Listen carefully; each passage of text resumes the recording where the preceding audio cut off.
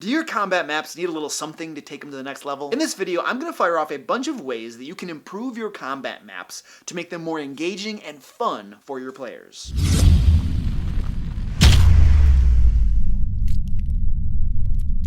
Hey, Luke Hart here. Today we are talking about combat maps. And just in case you're new to my channel, I have been a Dungeon Master since high school, and I create weekly D&D videos with information and resources to help Dungeon Masters run awesome games. Alright, here's the thing. If you look at almost any module's maps, you're gonna see pretty bare rooms. Now, yeah, the descriptive text is going to tell you that there are things in those rooms, but I found that it's super easy to skip over placing all of those things on the actual map when you're running a combat. Or if you're running homebrew, there can be an equal tendency to draw out our combat maps with just bare walls and nothing much else in the room. But we don't want to do that. We want to put things on our maps to make them more engaging and fun for our players. So what I'm going to do in this video is go over 10 different things that you can add to your combat maps, both in design and implementation at your table, to make them kick. And remember, as always, stay tuned to the end of the video for a special DM bonus tip. Number 10, add areas of difficult terrain. These can be things like bushes, knee-deep mud,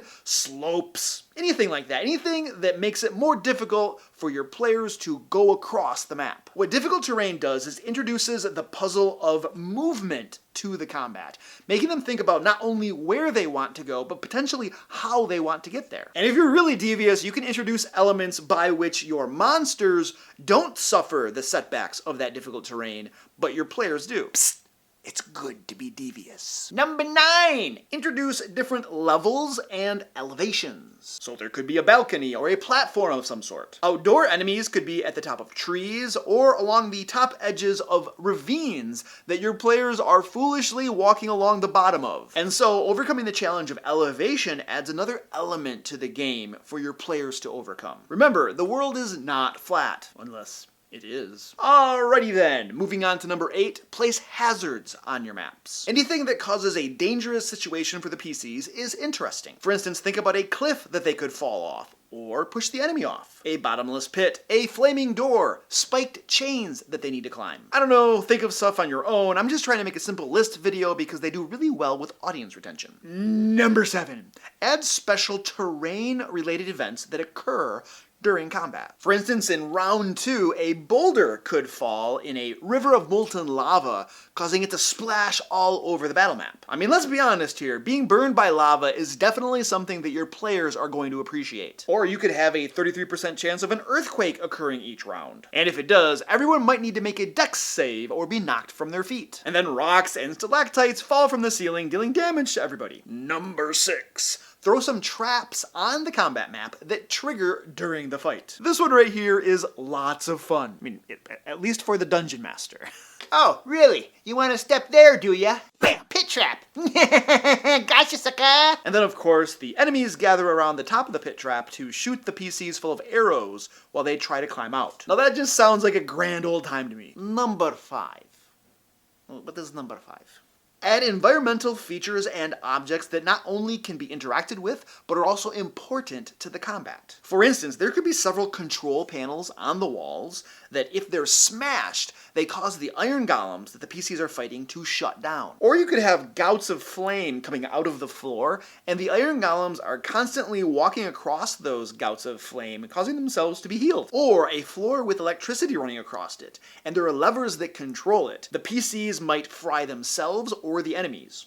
Who knows? And number 4, maps that move or change during combat.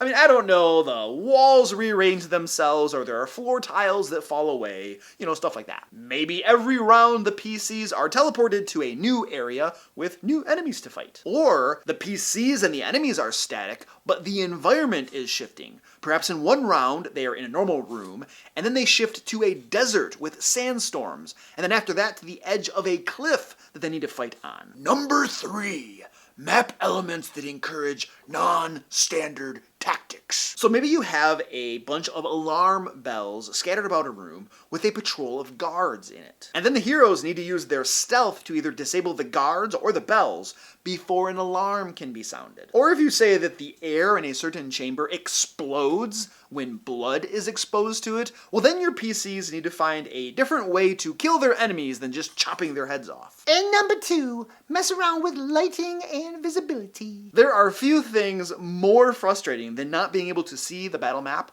and attacking with disadvantage. Actually, you know what? There are lots of things more frustrating than that, but it still sucks. Things like fog and globes of darkness make things much more exciting. I actually have this sort of reputation with my players in which I use globes of darkness on them all the time. But you know what? They did it to me first, so fair's fair. I mean, honestly, I learn almost all of my dirty tricks from my players. It's almost like they're corrupting my mind. Number 1, use standing liquids. And notice I didn't say water. But I mean, you could use water, maybe some standing water, maybe knee high, and then there are like random things underneath the surface of the water that threaten to trip up the players as they walk through it. But moving away from water, something like acid on the floor, now that's fun. Or a well full of water, allowing your players to use it for enhanced interrogation techniques. By the way, are you interested in free D&D adventures that you can run at your table, or other free Dungeon Master resources? If so, check out my website, thedmlair.com. Alright, shameless plug